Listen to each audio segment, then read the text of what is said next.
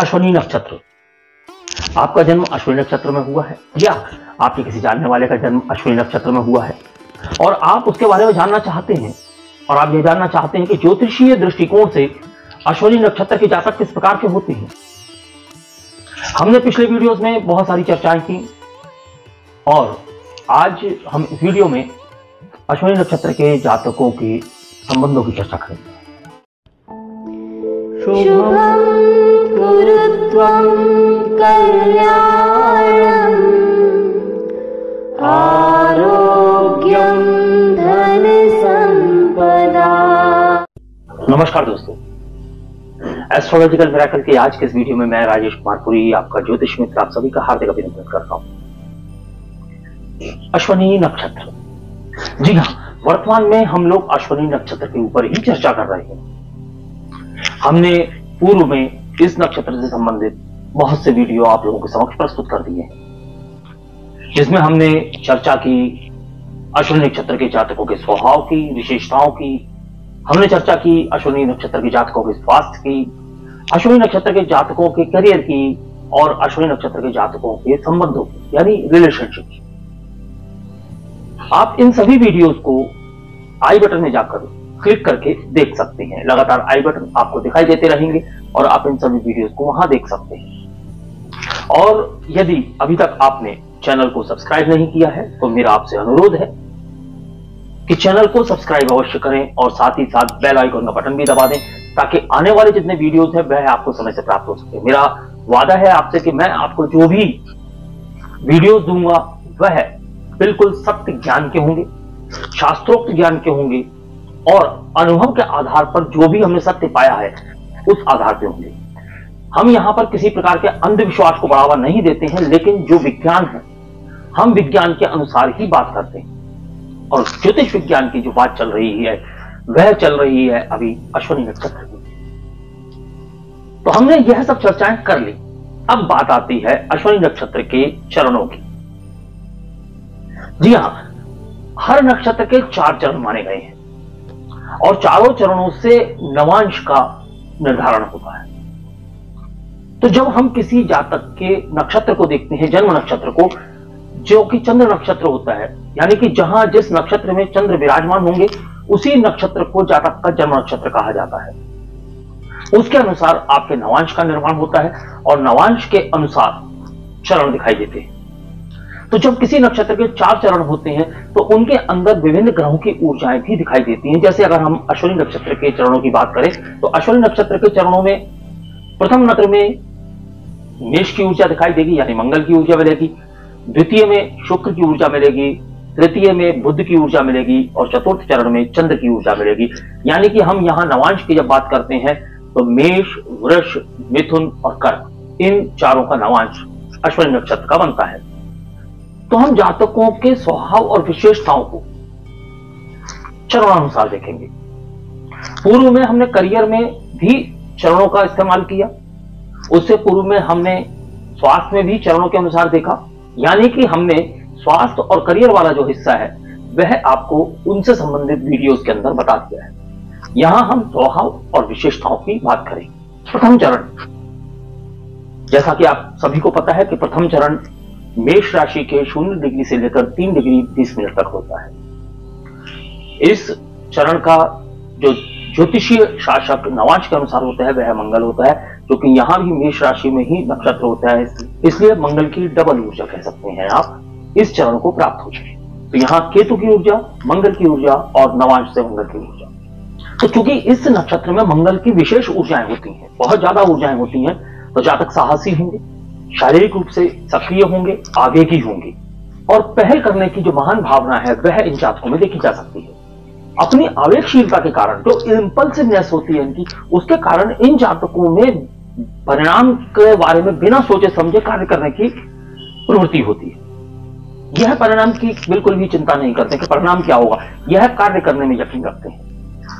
इस चरण के जातकों में आलोचना करने की एक प्रवृत्ति होती है, यह दूसरों की आलोचना करते हैं, इनका मन बेचैन रहता है। इस चरण में जन्मे जातक तेज बुद्धि होते हैं, आत्मनिर्भर होते हैं, ये लोग अपने कार्यों को तेजी से पूरा करते हैं, नई चीजों की शुरुआत करने में माहिर होते हैं। फिर हम बात करेंगे द्वितीय चरण की। द्वितीय चरण 3 डिग्री 20 मिनट से लेकर 6 डिग्री 40 मिनट मेष राशि, यहां नवांश से जो ऊर्जा प्राप्त होती है वह शुक्र की ऊर्जा प्राप्त होती है। तो नक्षत्र स्वामी केतु की ऊर्जा, राशि स्वामी मंगल की ऊर्जा और नवांश स्वामी शुक्र की ऊर्जा यहां इस नक्षत्र चरण के जातकों में देखी जा सकती है। इस नक्षत्र चरण में जन्मे हुए जातक तर्कशील होते हैं, शालीन होते हैं एवं आविष्कार और कल्पना की शक्ति से युक्त होते हैं। इनके अंदर आविष्कारशीलता भी होती है, कल्पनाशीलता भी होती है। यह जातक शारीरिक रूप से आकर्षक होते हैं।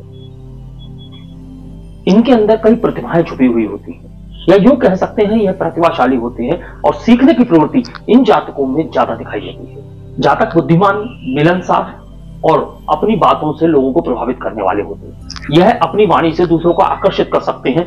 जातकों में एक अच्छी कूटनीतिक क्षमता होती है। फिर हम बात करेंगे तृतीय चरण के जातकों की। तृतीय चरण के जातक हम यहां 6 डिग्री 40 मिनट से 10 डिग्री के मध्य की बात करेंगे मेष राशि में। जब यहां हम ऊर्जाओं की बात करते हैं तो नक्षत्र स्वामी केतु की ऊर्जा प्राप्त होती है, राशि स्वामी मंगल की ऊर्जा प्राप्त होती है और नवांश से बुध की ऊर्जा प्राप्त होती है। यहां बुध का आधिपत्य होता है। तो इस चरण के जातकों में आप गणित की प्रतिभा देख सकते हैं।